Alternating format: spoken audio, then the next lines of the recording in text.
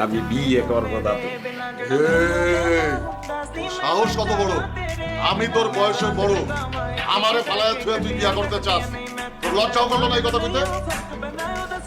দাদু আপনি তো বিয়ে করতে চান। আগে চাইতাম না, এখন চাই, বেশি বেশি চাই।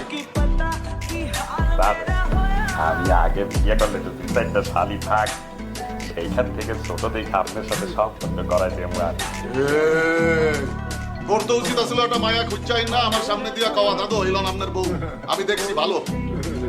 দাদু আপনি থাকেন বেশিরভাগ সময় কাশিম, বিয়ে করার পরে আপনি থাকবেন মনে করেন কাশিমপুরে, ও থাকবে বাইরে, এটা একটা মেলা লিখে দেবে না?